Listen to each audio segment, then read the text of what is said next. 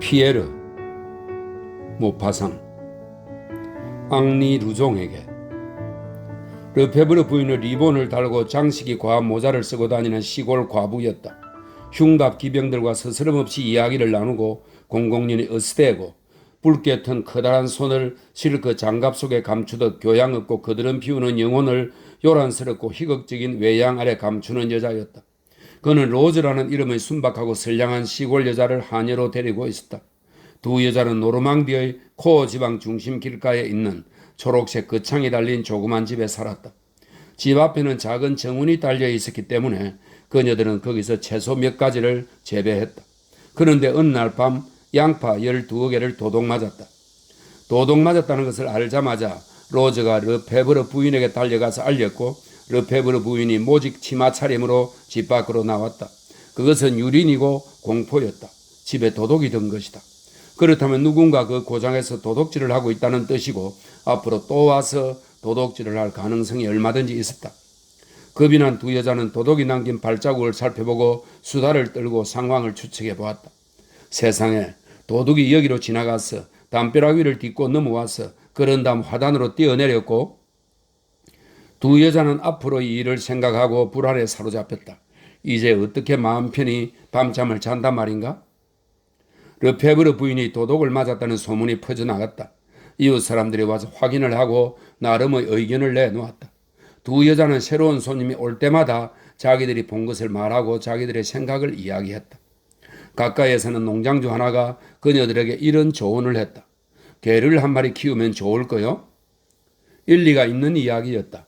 경각심을 주기 위해서라도 개를 한 마리 키워야 했다. 큰 개가 아니어도 되었다. 그녀들이 큰 개를 어떻게 감당하겠는가? 큰 개를 키우면 먹기도 많이 먹어 살림이 거들날 것이다.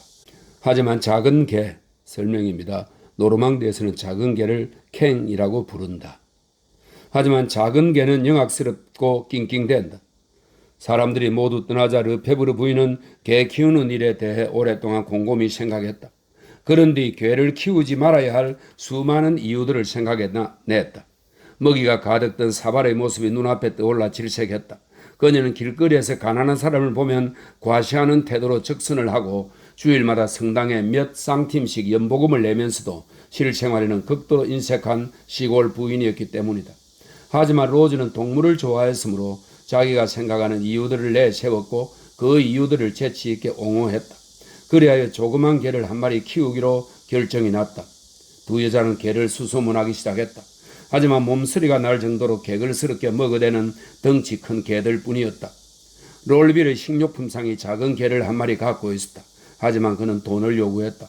그동안 개를 키운 비용으로 2프랑을 요구했다.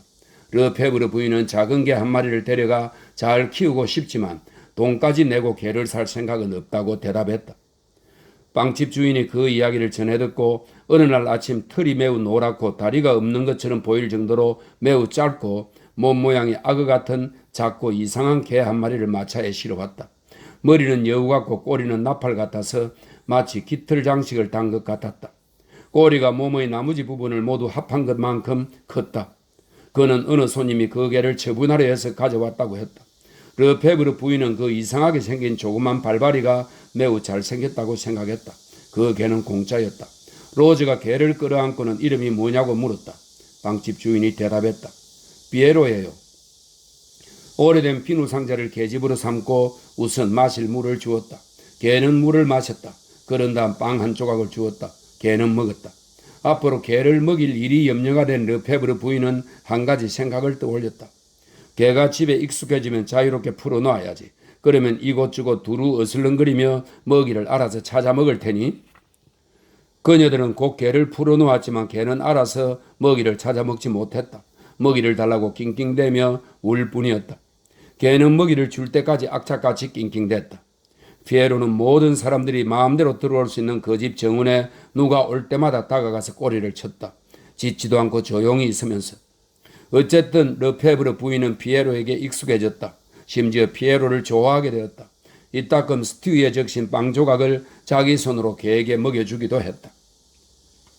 세금에 대해서는 전혀 생각하지 않았다. 그래서 그 어리고 순하고 조그만 개를 키우는 세금으로 8프랑을 내야 한다는 말을 듣자 8프랑입니다 부인. 이라는 말을 듣자 충격으로 실신할 뻔했다. 즉시 피에로를 처분하기로 결정했다. 하지만 피에로를 데려다 키우려는 사람이 아무도 없었다. 사방 심리외에 사는 주민들이 모두 피에로를 거부했다. 달리 방법이 없었으므로 흙을 주기로 했다. 흙을 준다는 것은 이회토를 먹인다는 뜻이다. 그 고장 사람들은 개를 처분하고 싶으면 개에게 흙을 주었다. 넓은 평원 한가운데 오두막집, 아니 매우 조그만 초가 지붕이 보였다. 그것은 이회암 채석장의 입구였다. 그곳에는 수직 갱도가 지하 2m 깊이까지 똑바로 파여 있고 그 갱도는 광산의 긴 통로들과 이어져 있었다. 1년에 한 번 땅에 이회토 비료를 줄 때 사람들은 그 갱도 속으로 내려갔다.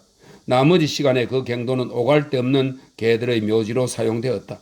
그 옆을 지나갈 때면 개들이 구슬프게 울부짖는 소리가, 격하게 혹은 절망적으로 지저대는 소리가, 애처롭게 사람들을 부르는 소리가 자주 들렸다. 사냥꾼과 양치기 개들은 개들이 신음하며 죽어가는 그 구덩이 가장자리에서 불안한 마음으로 도망을 쳤다. 그 구덩이 위에서 안을 내려다 보면 고약한 썩은 내가 피어올랐다. 그 어두운 그늘 속에서는 끔찍한 비극들이 일어났다. 개 한 마리가 열흘에서 열이틀 동안 그 안에서 먼저 죽은 개들의 흉측한 시체를 뜯어먹다가 죽어가면 몸집이 더 크고 십중팔구 힘이 더 좋은 개가 새로 와서 그 개에 달려든다. 그놈들은 거기서 눈을 번뜩이며 굶주림에 시달린다. 불안하게 서로의 동정을 살피고 서로의 뒤를 따라다니고 주저한다. 하지만 굶주림이 그들을 몰아댄다. 그들은 서로를 공격하고 오랫동안 악착같이 싸운다. 결국 강한 놈이 약한 놈을 먹는다. 산채로 집어삼킨다. 피에로에게 흙을 주기로 결정한 뒤 그녀들은 그 일을 집행해 줄 사람을 수소문했다. 흙을 갈아엎는 일을 하는 도로 보수 인부가 그 심부름의 대가로 10수를 요구했다. 르페브르 부인에게는 터무니없는 요구로 보였다. 이웃집 하인은 5수만 받겠다고 했다. 하지만 그것도 너무 많았다. 로즈는 자기들이 직접 개를 데려가는 것이 낫겠다고 생각했다. 그러면 피에로가 거기까지 가는 도중에 가혹한 대접을 받지 않을 테고 자신에게 닥칠 운명이 무엇인지 눈치챌 수도 없을 테니 그리하여 해가 질 때쯤 둘이서 출발하기로 결정했다. 그날 저녁 그녀들은 버터까지 한 조각 넣어 피에로에게 정성껏 먹이를 마련해 주었다. 피에로는 마지막 한 입까지 개걸스럽게 먹었다. 그러고는 만족스럽게 꼬리를 흔들자 로즈가 피에로를 앞치마에 감싸 안았다. 그녀들은 농작물 서리꾼들처럼 들판을 가로질러 성큼성큼 걸어갔다. 얼마 지나지 않아 이회암 채석장이 보였고 곧 거기에 도착했다.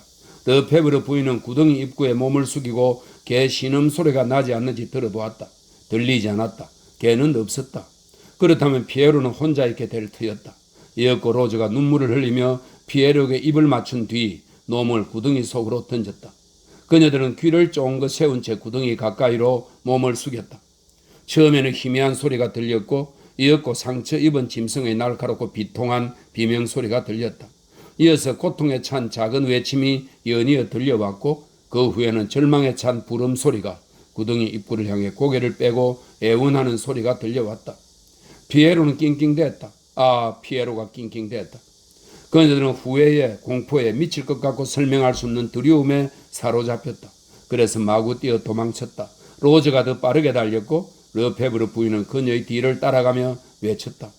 같이 가 로즈. 나 좀 기다려줘.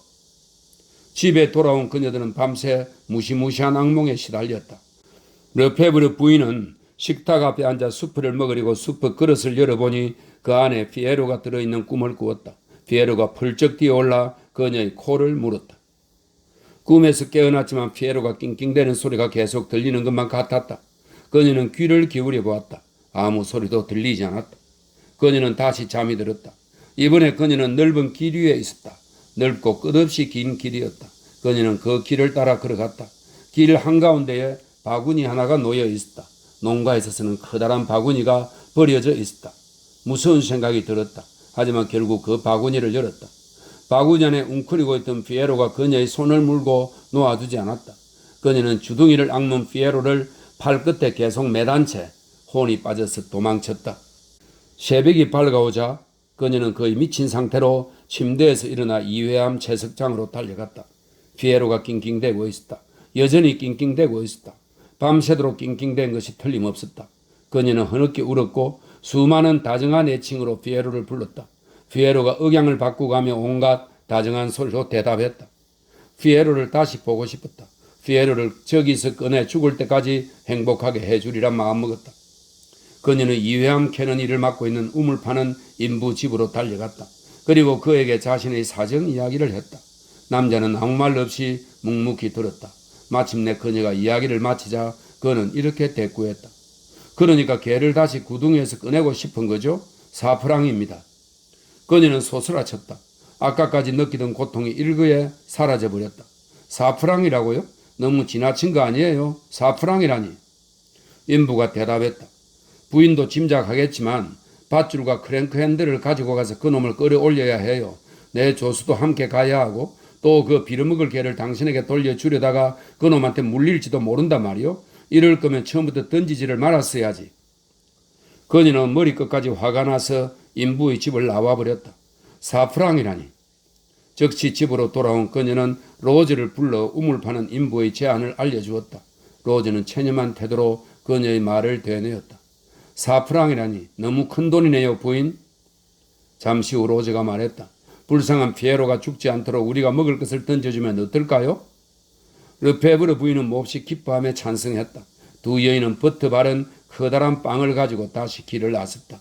그리고 빵을 여러 조각으로 잘라 피에로에게 말을 끝내며 하나씩 던져주었다. 걔는 빵 한 조각을 다 먹으면 곧바로 또 달라며 낑낑댔다. 그녀들은 저녁에도 갔다. 다음 날에도 갔고 매일 갔다. 이제 거기에 가는 일만 신경 썼다.